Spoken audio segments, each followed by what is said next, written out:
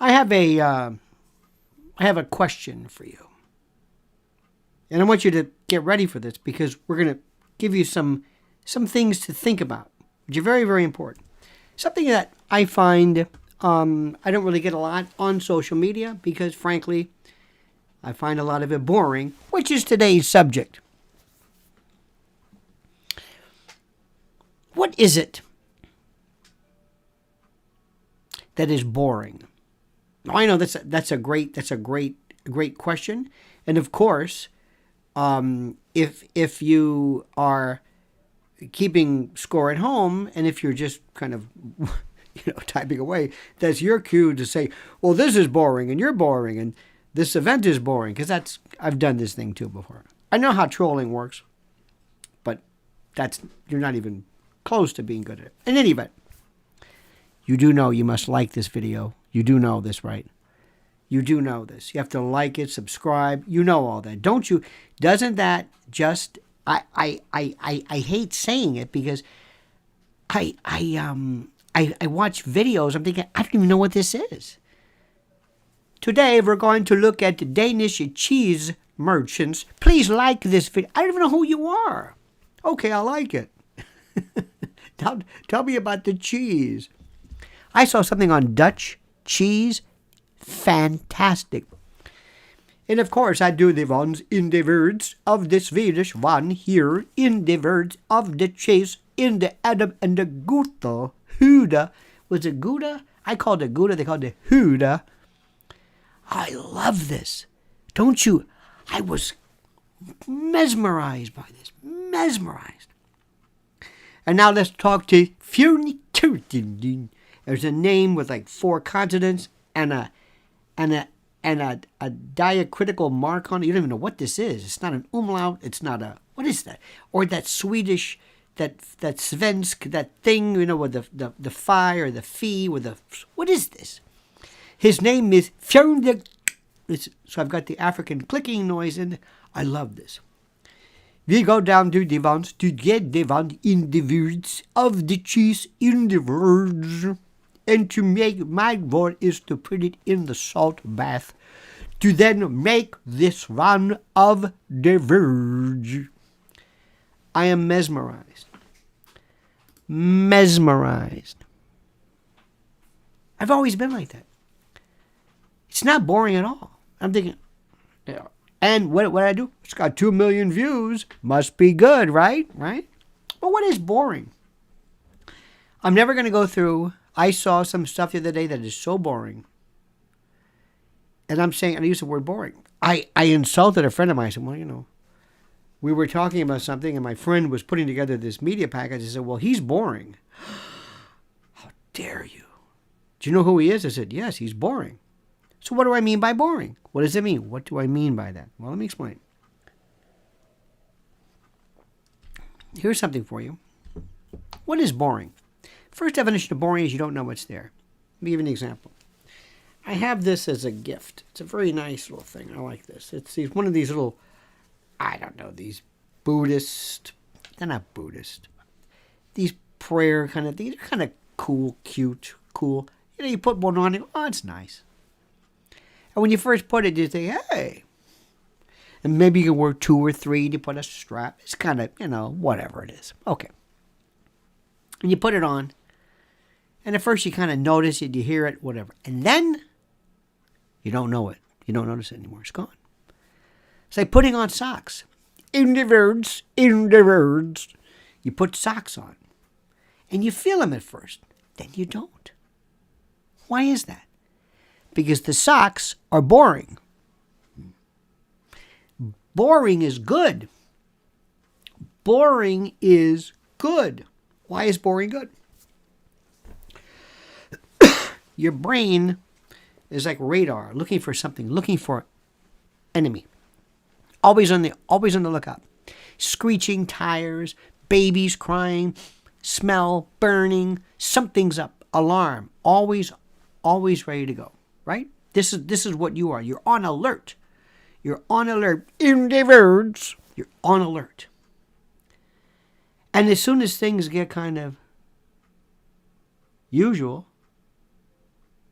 you say, you ever done this before? You ever been driving? Who's had this happen? You're driving, and all of a sudden, you go, oh my God, I'm driving. Oh God, I'm driving. Oh my God. Was I asleep? Was I awake? You're on some, the long desert highway. Cool, no cool breeze in your hair. Nothing. You're just, oh my God. It's called perception without awareness. You were awake. Just nothing hit you. Do you ever have your computer just all of a sudden shut off? Why? Oh, we're going to sleep. Why? Well, we weren't doing anything. We weren't going to conserve energy. We're just, okay, we're here. Just jiggle the mouse, touch the thing. We're here. We just want to shut down. Whenever novel stimuli are not novel, you turn off. Habituation, by the way, is interesting. Habituation is interesting. This is when you become used to something and it doesn't have the stimulus. You're there. You kind of know it's there. You're just kind of used to it. Whereas, for example, if I always say the same thing, if I always scream the same event, if I always do the same thing, you hear me, but you just don't react to it because you've habituated to it. This is almost like you don't even know it's there anymore. It doesn't mean anything. It's not doing anything. It's boring. Not that you're used to it. It's just not doing anything. And that's one of the things which I have such a high level of. I turn off so fast. And what I do, and my genius, in the words, my genius is seeing something and saying, no. That's fascinating. Watch this. I saw yesterday a lecture on YouTube about dogs. And it was called oh God. See, I thought I wasn't going to forget it. This was the greatest thing I've ever seen in my life. It's called Oh, I'll get the word of it. You know what I'm going to do? Don't move a minute. This is so important. I want you to do this because I don't have a dog. But I love dogs. Dogs are so important. I don't love them myself. I love the subject of dogs. I don't want to have a dog. Maybe. I don't know. Dogs to me are like people always say like grandchildren. I don't have grandchildren either. At least that I don't know about. Remember that one? You have any kids? Not that I know of. Okay. Very good. But you will because of 1, 2, 3 and me. Oh, you will, all right. Anyway, there was a piece, and I want you to see this. Oh my Lord, it was one of the most fascinating things I've ever seen about how not only are dogs important to us, we live with dogs. They have been with us. They are co-participants in this world of ours. This is not just some kind of I'll get the word for you. I don't want to bore you. But I'm also, when I want to find out something, I will stop whatever I'm doing to find the answer, no matter what it is. And I know this is a problem, but I will watch this and watch it and watch it and watch it. Oh, here we go. Yes. It's called The History of Dogs, Evolution. Yes. Hold on. This is this important. I'm going to tell you right now. Because this is something you should watch. And I want to just celebrate this incredible piece of great hang on, here we go. This is called, his name is David Ian Howe, Howe. David Ian, and again, I want to get this word, David. You see what I'm doing? Learn from me right now. Learn from me. I've got to know the answer. I don't care who's with me. Oh, ethnosynology. Thank you. Ethnosynology. ETHNO, ethno. CYNOLOGY. This was, now listen to this. This was not that dogs are just fun. We are together. The study of dogs within the past and present human societies. I was never so fascinated with anything in my life. It was incredible. And this young man was so adept at explaining this. It was brilliant. It was brilliant. And I wanted to just bring that to your attention. All right. So I found that fascinating. If I put this on TV, do you know what would happen? You know what would happen? Nothing. Nothing. Nothing. People would not find it interesting. People would not, they would not understand interesting for the sake of interesting. They wouldn't understand it. Richard Feynman, the great physicist, used to get involved in things. He learned safe cracking. He just loved things for the sake of knowing them. He would be doomed on social media today. Could not have done it because people don't have the attention span. They get bored. Their screen turns off too fast. As a friend of mine the other day, we were talking to a dear friend of mine who's watching right now. We said it's levels of understanding. Certain things that we do.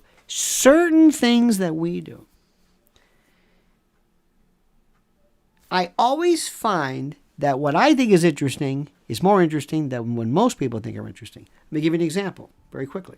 I think I've told you this before. One time years ago, I was standing somewhere in the east side, lower east side. I don't know where it was. So it was a weekend. And there were these people from out of town, you could tell, taking pictures of buildings. You can always tell. They look like they're from out of town. They're taking pictures of buildings. And behind them, so help me God, was a person dressed as Jesus, carrying a cardboard or plywood or some kind of a little, like a cross on wheels and a bucket. Bucket is something, I don't know what it was. Kind of, no thorns, but dresses, you could say, oh, that's Jesus, beard, a whole bit. Pulling this sign, this cross, on wheels, at the base or wheels, carrying a bucket. Walking. So I said to these people who were taking pictures, I said, excuse me, you're from out of town, aren't you? Yes. I said, well, I live here, and I'm going to tell you something. You might want to get a picture of this, because even by New York standards, this is interesting. And that's what I do. I say, this is what's interesting, not this. You're missing the point. You're taking a picture of a big building because you haven't seen one and you're from Topeka, and I understand that. I dig that. No problem. But this is more interesting. This is what you shouldn't miss. This event right here. You're missing this. There was a YouTube, I don't want to go into detail. There are within certain strata of YouTube, there are different controversies that go on. And one particular controversy I saw, I wanted to talk about, and I wouldn't. Not about, follow me on this, not dissecting the issue everybody was talking about, but how all of these people all of a sudden were involved in a story which was of no importance whatsoever. Giselle knows what I'm talking about. That was the story. Not the story they were talking about, but the fact that they were getting together. The Super Bowl is not the story. How people react to the Super Bowl is the story. That's the story. I would love to do TV shows that I wish people would do. One show that would be the biggest story ever. One is, who has the worst or the most screwed up family? And we've been having a war. And people would say, I can relate to that. Because sometimes with families, for the most part, it's the most interesting thing in the world. Why? Because these people you had no say in selecting. None. You're just You just woke up in this group. Birth is waking up. You woke up. You woke up from nothing. That's called birth. You woke up. You weren't created. You woke up. And we always talk about what happens after death. What happens before you were born? Or Stephen Hawking says, what's south of the South Pole? Who knows? And you're in this family. And you go, this is your brother. What? You kind of look alike. I'm nothing like him. He's nothing like me. Well, you're in the same house. I know. Epigenetics, genetics. These are your parents. Okay. And most of the time, they're good. Sometimes they're not. Or sometimes you can say, these are your parents, but they're not your birth parents. Really? I find that fascinating. This would be the greatest story ever. But you know what? It would have to, you would have to have adults write it, and the level of fascination. And why is it important? Because it's in front of us, and we haven't even dissected it yet. We haven't even looked at it yet. How about this? In-laws. This is really interesting. Okay, so here you are. You wake up from nothing. It's called birth. And they say, if you don't have any brothers and sisters, you're an only child.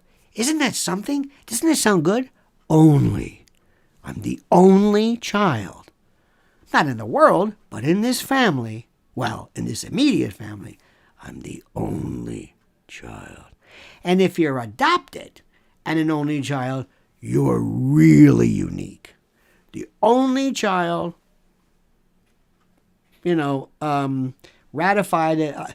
Because adoption is a very interesting thing. In law, to adopt, to ratify, to endorse means something. So there you, now, then you're living your life, everything's fine. And then one day you say, I think I'm falling in love.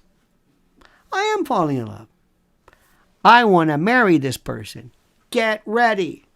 Gets even better. Wait a minute. You know this family? Now you're going to meet his or her family. They're now your in-laws. What? In-laws. This is his family. This is his crazy Uncle Dave. So, is Uncle Dave a part of me? Well, through affinity, but not consanguinity. Consanguinity is blood, per stirpes and all this stuff. Then you've got the brother or the sister of your spouse. That is your brother-in-law or sister-in-law. Isn't that interesting? And even give it a name. Like words like stepdaughter, stepson, half-brother, stepbrother, brother-in-law, stepbrother-in-law, half-stepbrother-in-law. Wow, we have these names for this to explain this configuration. I love little baby ducks. I think Tom T. Hall said it best. Right outside of West Orange, New Jersey, there's this wonderful little park that overlooks New York, and you can see where the 9/11, and they have these every now and then these family reunions. I love this, and they have T-shirts and the family reunion, and a lot of them I've noticed it's not just well, a lot of them are African American. They have T-shirts and stuff, but there's also Indian, apparently Indian, and Asian Indian, whatever. And they're all together, and somebody gets out there and scouts out the barbecue or the little, the shelter, and they're there, and they're running around, and they have T-shirts. Look, we're in the family. We're together. We're connected by name. And then there's the matriarch or the patriarch. Fabulous. It's the most interesting stories how we work. Now, in this ethnosynology, which basically is the study of wolves, because dogs are wolves. A dog is a wolf. Or as some people say, a woof. Some people can't pronounce wolf. They say woof.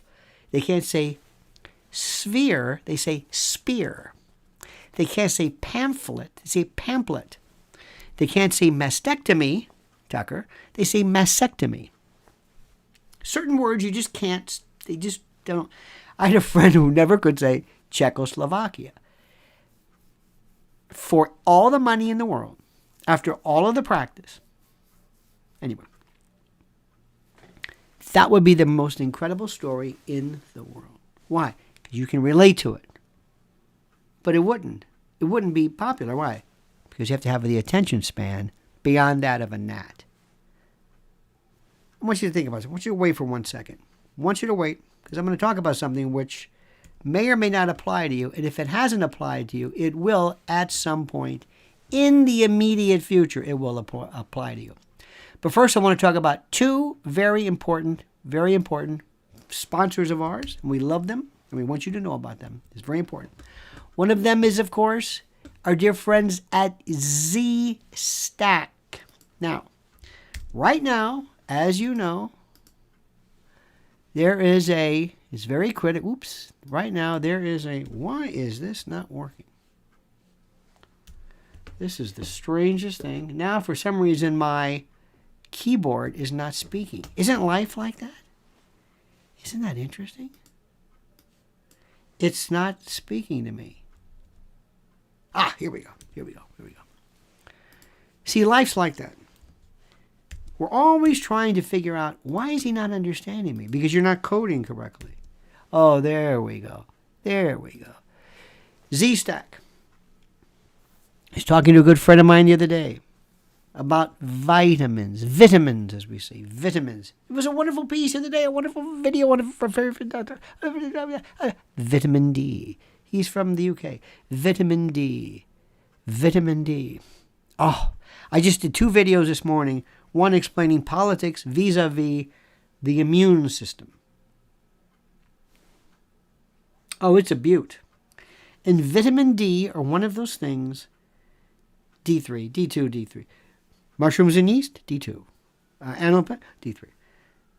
And how it is so important, most people have never had a serum D level. It is the most important thing in the world. It is linked to everything. It has been around since day one. And it's not even really a vitamin. It's really a hormone of fiber. And flavonoids and how this helps your immune system. And Z-Stack is it. And I implore, I ask, I request for you to act accordingly. And also, remember a while back, maybe, another great sponsor is our friends at EMP Shield. Gee, why would this be of interest now? Well, a lot of folks have been talking about the horrors attendant to an electromagnetic pulse attack, a Carrington effect kind of class. What would you do? What would we do? What would anybody do? You are so smart. I've just provided this link. American made. Just read this and you'll say, I got to have this. This I've got to have. Don't let me sell you. Read. All the questions. You're smart. You'll know what to do. Now let's talk about something which happened the other day. And this has happened. Let me ask you this. How many of my dear friends of you right now how many have been on a jury? Not gotten jury duty or not gotten the notice in the mail. How many of you have sat on a jury, either state or federal, petty jury or grand jury? Grand jury, which you don't want to get those, because that's forever. 6 weeks, depending upon them. And federal grand jury can be. It's an honor. Don't get me wrong. It's an honor to appear. But how many have been on a jury? How many? Who has been on a jury? I've never been on a jury. I've gotten jury summonses. I've picked a bunch. I've done trials, but I've never been. And everybody will tell you, you don't want to be on one, but you love the fact that you were on one. Am I correct? You don't want to be on a jury,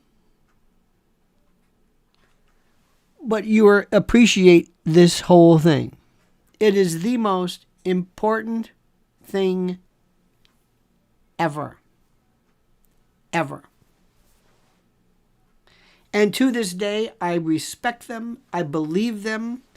I think, now there are some exceptions, obviously. Sometimes people will kind of laugh at them, but I love them. I love them. And it is something which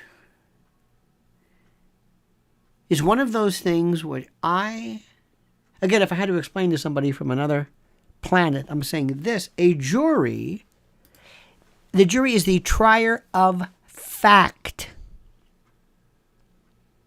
And the jury does one thing. You hold up the X-ray, so to speak, and you say, beyond a reasonable doubt, or not. Or, in the case of a civil, preponderance of the evidence, which is really easy,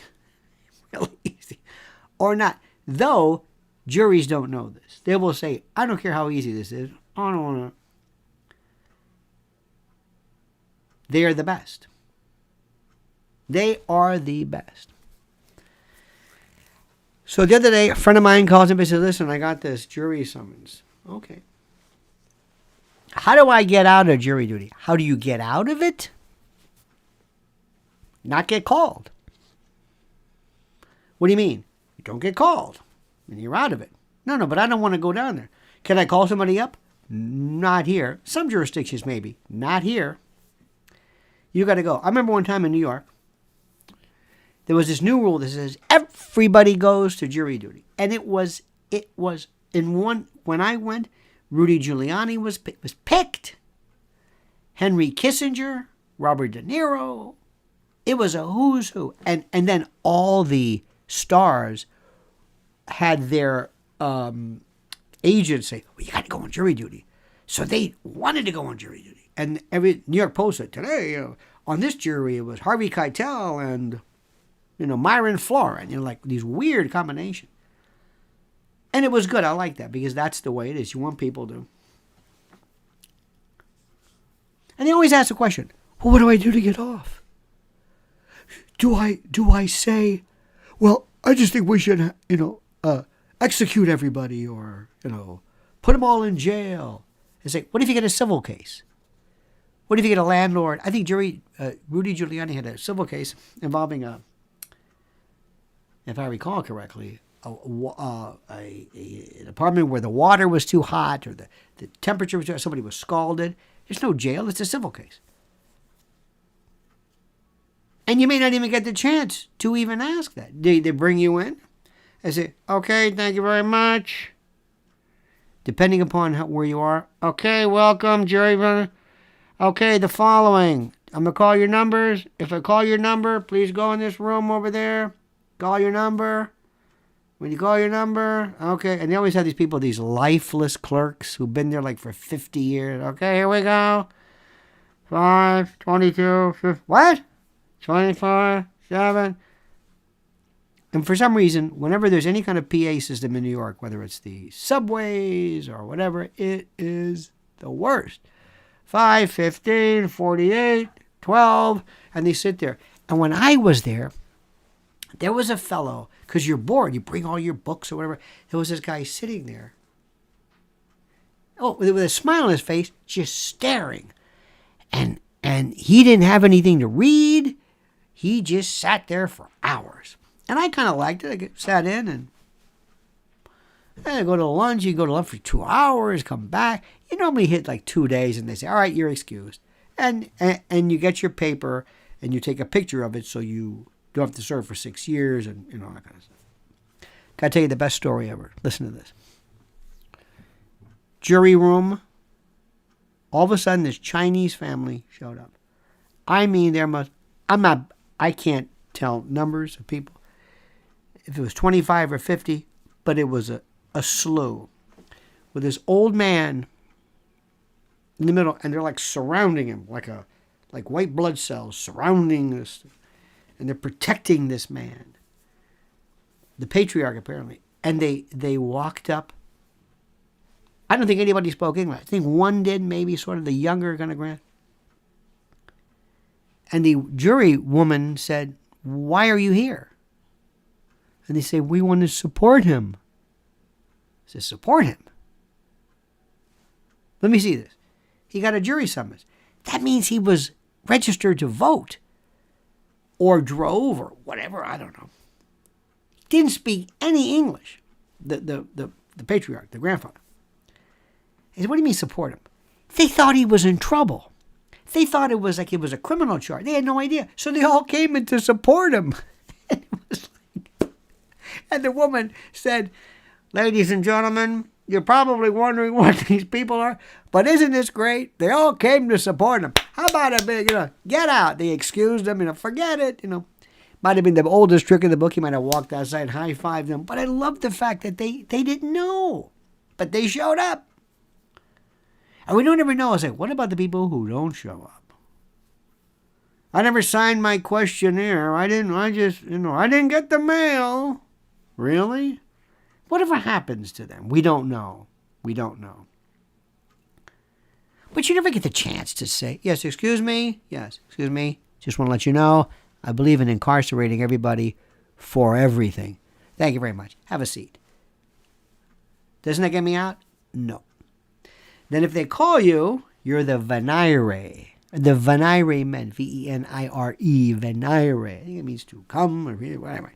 You're the venire, and you go into the room, and now you've got 50, let's say you're 25, and of that, they want to whittle it down to 6 or 12, whatever, and an alternate or two. And you're sitting there. Now it's 2 o'clock, and you're wondering, when do I get to announce that I want to incarcerate everybody? Nobody's asking you. Nobody is asking you. And they ask you, okay, Mr. And this is the worst, Mr. Yes, Mr. Solomon, yes. Is there any reason why you can't appear here? Any reason? Any reason? And the first person, and they're thinking, should I say the part about I want everybody to be incarcerated? Say, don't even try that. We've heard this before. Any reason why? Well, okay. Nobody really does it. Did I tell you my brother-in-law is a lawyer? Yeah, it's great. Anybody else? And then somebody will say, look, I got a big problem. I got a shop. I'm the only one there. I keep thinking about my shop, my business. I can't keep my mind on this. I don't know what's going on. I'm not going to be... Get out. That's good. That's almost for cause. There's peremptory challenges where you can, as the prosecutor or defense or the plaintiff or the defense, you can excuse a certain amount of jurors without giving any reason whatsoever. Nobody knows why. Number 4. Thank you, number 4. What happened? Nothing. Who did it? One of these two guys. Why? They're not saying. And then people will say, wow, that's good. He gets up. And there's that look. You got to see this. There's that look on their face when they walk out. Good luck, suckers. They leave. And then you're saying, what do I do? What do I do? Yeah. I have a cousin who's sick. Are you taking care of him? No. But I'm going to be thinking about him a lot. Yeah, nice try. Sit down. And these judges, they make Judge Judy look. They're very good judges, don't get me wrong. But I'm saying they've heard this before. They've heard everything. And they just want 6 people. That's it. And usually they settle. Usually something is done because the whole purpose of the jury system is to push you. Say, like, we'll go to trial if you want, unless you do what I say. Okay, well, fine. We're not budging. We're not budging either. And then you're thinking, oh, my God, is this? Look, will you take probation? Yeah, okay, probation and whatever. An apology? All right, forget the call. All right, we got it. A plea. Thank you. Thank you for your service. Here's your letter. Now get out. Take a picture of your letter. Or they'll settle for something. The actual verdict, that's something else. But you understand how beautiful that is? Do you know that I have never been, I don't think anybody's ever seen inside of a jury room. Isn't that something? It's fantastic. I would give anything to know what is it that they do. What is it that they say? Let me ask you a question. Would you trust, if you had to go before a judge or a jury, which one would you go for? You can waive a jury trial in some cases. Let the judge do it. What would you rather have, a judge or a jury? Answer my question. Very simple question. What would you have? A judge or a jury? Tell me. What do you think? What would you want? Judge or jury? Now the answer is, Dick Long says jury. Really? You want a jury? You want a jury? You sure about that? What's the case? Depends. Thank you, Judas. What's the case? What's the case? What's your defense? What's your prosecution? Now remember, it's the defense who gets a chance. Normally, the prosecution has to go along with it. Prosecution says, can we have a judge on this one? No, excuse me, that's not your call. Think about it. If you've got a real technical defense, something that's really, something that's like, what? Something that would appeal to a lawyer but not a jury, you might want to go for a judge. Something that kind of sort of says, like, well, they didn't prove, they won't be able to prove the intention of why they entered the particular thing for a burglary charge or something where, venue might be an issue or I don't know what. You've got a real tough time in the case of any kind of defense like insanity, not guilty by reason of insanity, NGRI, sometimes. Voluntary intoxication, whether you're arguing that the specific intent was not alleged. Jury's not going to buy that. The jury say, that dog don't hunt. That dog don't hunt. I think it's still the best system. It's really good. People say, we may not be the best, but by God, we're the best. And a lot of times we don't really mean that. Jury system is really, I'm telling you, that's the most important, and it's the most important job most people will ever have. Seriously. And they don't tell you about this, but the jury nullification, if they say, okay, guys, is that it? Yeah. Not guilty yet. Okay, not guilty. We don't like that guy. We don't like your victim. We don't like your prosecutor. We like the jury. You know what? Forget it. We connect with him. We're going to find him not guilty. You don't ever say that. Even though the evidence of guilt is overwhelming, it's a jury nullification prerogative. Sorry. We don't think you proved it. Come on. That's our prerogative. You told us to come. Now, unless you're, drawing by lot, throwing darts, bribery, some type of behavior which is extraneous to the system, you can impeach the verdict later on. No. That's the greatest thing in the world. Sorry. And I love that too, because that's where the people really speak. And I love when we speak. You have no idea. Put us together and let us speak. And better yet, they listen to you. I love the fact that they listen to you. Do you understand this? Okay, let me stop for a second. First, I want to say a shout out to our great sponsor, MyPillow. MyPillow, please use the promo code Lionel. Please.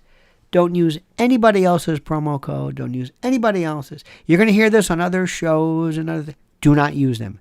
Use Lionel or Lionel, as people say, for reasons I will never know. And right now, if you use a promo code Lionel with mypillow.com/Lionel or by calling 800-645-4965, you get a free gift. Tautological, perhaps, but nonetheless is true. Just run through and review the litany, the incredible list of items that you can buy and purchase to assist you in your quest for slumber. And our second most beloved, most revered sponsor who's been with us is My Patriot Supply. Go to preparewithlionel.com. I don't know about you, but the idea of emergency food in the event of some unforeseen, unbelieved, unanticipated problem is something that to me, well, shall we say, sells itself. And this sells itself. That's all I'm going to say. It sells itself. Are you able to say that, yes, in the event of some kind of problem, if somebody were to seal my home up, I've got 90 days, a 3-month supply of food per occupant of the home, ready to go. I don't need to go to stores. I don't need anything. It's all here available. The answer is no. Go to preparewithlionel.com, peruse the fare, and look at this, something with a 25-year shelf life. Think about it. You buy it once, that's it. Your grandkids will be using it. 25 years. 2,000 calories a day. Breakfast, lunches, dinners, drinks, whatever it is. It makes the most sense in case of, you name the particular calamity or disaster attendant thereto. You understand this? So my friends, there you have it. Preparewithlionel.com, preparewithlionel.com, and mypillow.com, promo code or / Lionel, Lionel. Now, I want to tell you something. The reason why I love this, the reason why I love when juries get, now it's not foolproof. The jury can get the wrong charge. The jury can get I don't know what it is. You can overcharge someone. It's not foolproof. But if you have that jury, they sit there, and if you can connect somehow with them and give them that perfect idea where you tell that jury, I need you. And think about what it is, too. What is a jury? It's mini politics. It's a mini election. When you run for office and you say, I need you, I need your vote, but here's the deal. The jury is one time. These are the facts, and you tell me as a juror, be a trier of the fact. Did we prove this? Did they prove this? Yes or no? Did they? Did they? That's all I'm asking. Did they? Well, yeah, okay. Because if they did, fine. Did they? That's it. Goodbye. As opposed to, a vote is, I want you to vote for me for county commission or mayor, whatever it is, and I have to do stuff for you after I'm in. And then I'm most probably going to ask you to vote again for me to continue. So it's a little bit different, but the idea is that you get to vote. I love that. Do you ever see the vote going to AI? Do you ever see it going to AI? Do you? Do you ever see artificial intelligence going? Do you ever see it? Ever? What if somebody tells you, we have a much better system here? We're going to remove the human interaction part of it. We're going to put somebody involved here. We're going to put someone in.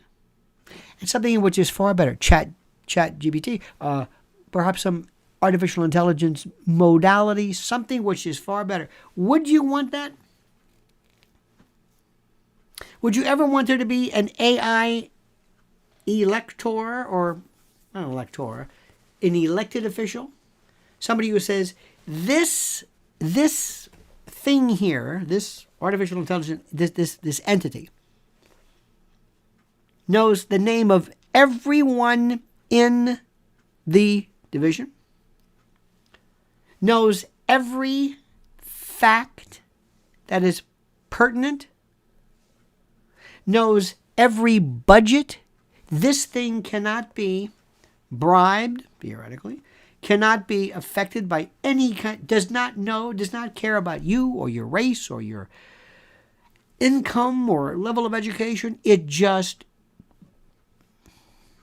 no, we don't know. Oh, and it learns.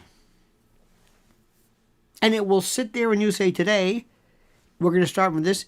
This AI unit voted no against this motorway or roadway because of the fact that, based upon a review of the budget, and if it gave you a reason. But if you say, wait a minute, this is a reason,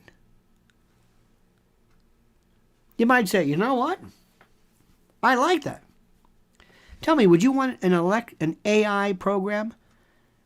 An AI radiologist? The reason why I ask this is I told you this. I have a friend of mine who's a radiologist, and he does mammograms. And I said, what if I had a machine that looked at every mammogram ever recorded in the history of mammography, knew every sign of any kind of neoplasm or cancer there is, was absolutely perfect in terms of its ability to act accordingly? You don't think that would be better? What would that do to your world? What would it do to your business if you had this thing? I said, you know what? I don't know. If they said, there it is. If all of a sudden it goes, and it comes to this mammogram, and it's your wife or your mother or yours, because men have breast cancer as well. And it looks, it says, wait a minute. Let me see this. I don't like to look at this. Zooms in, and then rifles through 1,000,000 similar. I says, you know what? This has the markers. Let me look even more. Let me go like this, and all within a second. Yep. That's suspect, or that's cancer, or that's okay, or that's clear. And what if it's got a 99% accuracy rate? You wouldn't want that? Remember something. Do not throw away artificial intelligence. Do not throw this away. Do not be one of these folks who says, no, I can never do anything good. Why not? Why not? Sometimes it does a great job. The problem is when we get to the notion of judgment. And that's why I don't know if we can ever have an artificial intelligence in terms of a jury, because we need this level of input called humanity. Or, as we used to say, humanity. Okay, my friends, that's it. Thank you for letting me speak with you.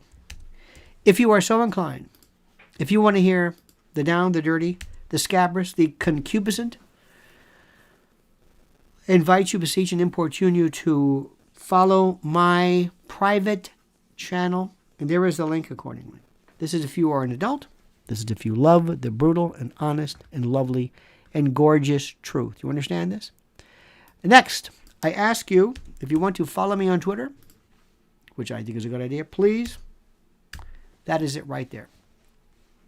That is it right there. Next, I ask you, of course, to follow this channel and to put your thoughts and comments below when you're seeing this later on, because a lot of a lot of times you're watching this, and I want to see your thoughts and comments, because the interaction that you have is absolutely beyond beautiful, beyond insane, in the best of ways.